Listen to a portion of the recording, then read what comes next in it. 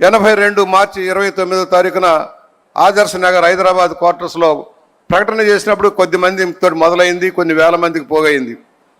ఆ రోజున పెద్ద పెద్ద వాళ్ళు ఎవరో పార్టీకి అండదండలు అందించాల. పారిశ్రామికవేత్తలు కానీ పెద్ద పెద్ద భూస్వాములు కానీ ఎవరూ లేరు. సామాన్య కార్యకర్తలే రామారావు గారికి అండగా నిలబడ్డారు.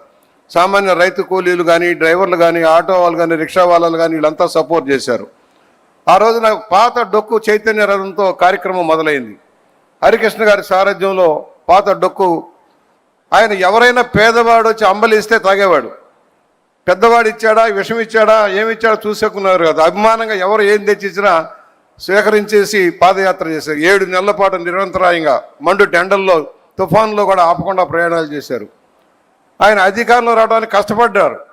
ఆ రోజున చాలామంది అన్నారు కమ్యూనిస్టులు సహకారం కావాలి, వారు లేకపోతే మన పరిపాలన చేయలేము అని పెద్ద పెద్దలు చెప్పినా కూడా ఆ రోజున కమ్యూనిస్టు ఉద్యమకారులు వేరే రకంగా ఆలోచించడంలో వారు లేకుండానే ఏకంగా అన్ని సీట్లు కూడా పోటీ చేసి విజయం సాధించిన విషయం మీకు తెలుసు. వచ్చిన తర్వాత కూడా కాంగ్రెస్ పార్టీ ఆయన వదల్లా. చలనచిత్ర నటుడుగా మీకు తెలుసు. అనేక ఉన్నత స్థితిలో నుంచి టాప్ మూవీస్ ఆఖరి రోజుల్లో ఆయన షష్టిపూర్తి జరిగే నాటికి టాప్ మూవీస్ అన్నీ కూడా ఆయనయ్యాయి. ఎక్కడ కూడా 300 రోజులు 200 రోజులు ఆడాయి చలనచిత్రాలన్నీ కూడా. బొబ్బిలిపులి, కొండవీటి సింహం, జస్టిస్ చౌదరి లాంటి సినిమాలు, వేటగాడు లాంటి సినిమాలు భారీగా నడిచే రోజుల్లో ఆయన రాజకీయాల్లోకి వచ్చారు. ఆ రోజున టాప్ 100 మందిలో ఒక్కడే టాప్ లెవెల్లో ఉండేది. అలాంటి వ్యక్తి రాజకీయాల్లోకి వచ్చి నీతివంతమైన పరిపాలన ఆదించడం కోసం ముందుకు వచ్చారు. ఎదుర్కొన్నారు, సమస్యలు ఎదుర్కొన్నారు. నాదెండ్ల భాస్కరరావు సెకండ్ నడ్డు పెట్టి ఏ విధంగా దెబ్బతీశారో మనం చూసాం. దానికి కారణాలు మనకు తెలుసు. ఆయన అత్యుత్సాహం. మేము చిన్న సంఘటన చెబుతా, భాస్కరరావు ఉదంతానికి చెబుతున్నా. మేమందరం అన్నగారి దగ్గరికి వెళ్ళాం. అధికారులు ఉద్యమంలోకి వెళ్తూ ఉన్నారు. ఉద్యమంలోకి వెళ్తున్నప్పుడు వారు చెప్పారు, వారు కొంత జీతాలు పెంచమంటున్నారు, వారు కొన్ని కోరికలు కోరుతున్నారు, తీరుద్దామని చెబితే అక్కడ ఆయన అన్నమాట ఏంటంటే, భాస్కరరావు గారు ఆర్థిక శాఖ మంత్రిగా కుదరదు, అవధన్నగారు ఇది ఖచ్చితంగా మనం దెబ్బతిన్నాం, కుదరదని చెప్పారు. అయిన తర్వాత ఆయన బయలుదేరారు. ఆయన వెనకమాల మేము బయలుదేరాం. 2 ఛానల్స్ మధ్య వెళ్తున్నప్పుడు అధికారులు వచ్చారు. అధికారులు వచ్చి అడిగినప్పుడు ఆయన చెప్పింది ఏంటంటే, మూర్ఖుడయ్యా, వింటం లేదా, నేను చెప్పాను ఇవ్వద్దామని అన్నాడు. ఇవ్వమని చెప్పింది రామారావు గారు, ఇవ్వద్దని చెప్పింది భాస్కరరావు గారు. ఉద్యోగులకు ఇచ్చిన సందేశం ఏంటంటే రామారావు గారు వద్దన్నారని చెప్పే సందేశం. ఏదైతే దెబ్బతిని ఎన్డీఏ కూటమి ఏర్పాటై నేషనల్ ఫ్రంట్ ఏర్పాటైందో, దెబ్బతిన్న కేంద్ర ప్రభుత్వ పెద్దలు భాస్కరరావు గారిని అడ్డుపెట్టి రామారావు గారిని దించడం, పోరాటం అందరికి చాలా విషయాలన్నీ చెప్పారు. ఏ విధంగా పోరాటం జరిగింది, ఆ పోరాట నిర్వహణలో చంద్రబాబు గారి పాత్ర ఏంటి, మనం అందరినీ కూడగట్టి ఏ విధంగా నడిపారు. నెల రోజుల్లో భారతదేశంలో తిరిగి ఇందిరాగాంధీని జయించి అధికారంలోకి వచ్చిన ఏకైక నాయకుడు నందమూరి తారక రామారావు గారు. అలాంటి వ్యక్తి చలనచిత్రాల్లో మౌటం లేని మహారాజా కాదు, రాజకీయాల్లో కూడా నీతివంతమైన పరిపాలన అందించడం కోసం కృషి చేశారు. ఇవాళ మీరు జగన్మోహన్ రెడ్డిని చూస్తున్నారు. ఆయన తండ్రి నిర్వాహకం కూడా మీకు తెలియాల్సిన అవసరం ఉంది. రామారావు గారు కేవలం విద్యుత్ శక్తి ప్రాజెక్టుగా ఉన్న శ్రీశైలం ప్రాజెక్టుని మంచినీరు, తాగునీరు, సాగునీరు ఇచ్చేదానికి తెలుగు గంగతో మొదలు పెడితే దాన్ని అడ్డుకోవడం కోసం మిగులు జలాలు, నికర జలాలను వంకబెట్టి ఇతర రాష్ట్రాలకు ఆయుధాలు ఇచ్చి ఆలమట్టి లాంటి ప్రాజెక్టులు నిర్మాణం చేసి మనకి ఇబ్బంది కలిగించిన చరిత్ర రాజశేఖర రెడ్డిది. ఆ విధంగానే అదే కాకుండా ఏదైతే హిటాచి కుంభకోణం అని కోర్టులో కేసు వేయించాడు. అసలు ఆలు లేదు, సూలు లేదు, మొగుడు పేరు సోమలింగం ఉన్నట్టుగా ఏమీ లేని హిటాచి కుంభకోణం చేశారు. రామారావు గారు లంచాలు తీసుకున్నారని చెప్పే స్థాయికి ఎదిగి కోర్టులో విచారణకు రమ్మంటే పారిపోయిన పెద్ద మనిషి రాజశేఖర రెడ్డి. ఆయన కొడుకే కనుక ఇప్పుడు ఈ పరిపాలనలో ఏ విధంగా ఉందో మనం చూసాం. ఒక నికృష్ట రాజకీయాలు చేసి అరాచక ఆటక విధానాలతో రాష్ట్రాన్ని నాశనం చేసిన వ్యక్తి రామారావు గారు. అనేక సంస్కృతి, నేను మళ్ళా రిపీట్ చేయట్లేదు, అనేక సంస్కరణలు తెచ్చారు. మాండలిక వ్యవస్థ తెచ్చారు. క్రాంతి పథం ద్వారా అభివృద్ధి కార్యక్రమాలు చేశారు. కిలో ₹2 బియ్యం ఇచ్చినా, పక్కా గృహాలు నిర్మించిన, జనతా బట్టలు ఇచ్చిన, అది రాష్ట్రానికి, దేశానికి ఆదర్శవంతం అయ్యారు. దాన్ని ముందుకు పునఃపుచ్చే చంద్రబాబు గారు తీసుకున్న విజన్ 2020 అద్భుతమైంది. రాష్ట్రాన్ని రాబోయే 20 ఏళ్లలో ఏ విధంగా అభివృద్ధి చేయాలన్న నిర్ణయంలో చేసినప్పుడు ఎగతాళి చేశారు. రామారావు గారు పార్టీ పెట్టినప్పుడు ఎగతాళి చేశారు. రంగులు వేసుకున్న వాడికి రాజకీయాలు ఎందుకన్నారు. వాళ్లే మళ్ళీ రామారావు గారి దగ్గర వచ్చి కలిసిపోతామని చెప్పిన విధానం. కుడి ఎడమల అందరినీ ఏకం చేసిన వ్యక్తి రామారావు గారు. బీజేపీని, కమ్యూనిస్టుల్ని, ప్రాంతీయ పార్టీలను ఏకం చేసి ప్రాంతీయ పార్టీ ఆరాధ్యంలో నేషనల్ ఫ్రంట్ నడిచేలాగా చేసి దేశానికి కాంగ్రెస్ని దూరంగా పెట్టిన వ్యక్తి రామారావు గారు. అలాంటి వ్యక్తి సారథ్యంలో తెలుగుదేశం లక్షలాది మంది కార్యకర్తలకు, ఇక్కడ చిన్న ఎగ్జాంపుల్ సార్, నన్ను మోహన్ రెడ్డి గారిని ఎక్కించుకొని గండిపేట తీసుకెళ్లారు రామారావు గారు. గండిపేట వెళ్తున్నప్పుడు తీసుకెళ్ళాక ఒకటే చెప్పారు, ఇక్కడ మన పార్టీ కార్యాలయం నిర్మాణం చేస్తుంటే నేను ఆశ్చర్యపోయాను.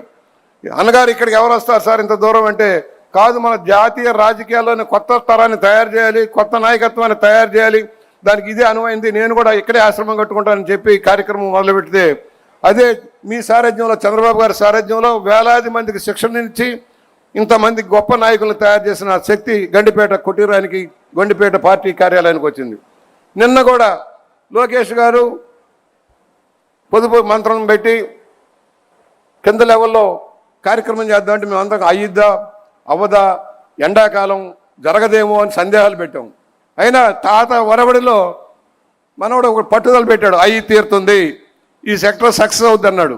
7.5 లక్షల మంది సమీకరించిన శక్తి లోకేష్ బాబు గారిది.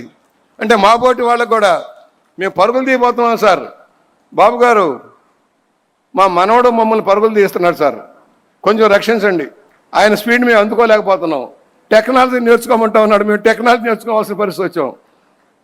7 ఏళ్లలో మార్పు చూస్తున్నాం సార్. మీ కొడుకు కాదు, రాష్ట్రానికి దిక్సూసే కాదు, దేశానికి దిక్సూసిగా మారే రోజులు వస్తూ ఉన్నాయి. Knowledge gain. ఏదో ఎక్కడో దుర్మార్గ పరిపాలన చేసేవాళ్ళు కొంతమంది, రాష్ట్రం కోసం దేశం కోసం కృషి చేసేవాళ్ళు కొంతమంది, దాంట్లో లోకేష్ గారు ఉన్నారు.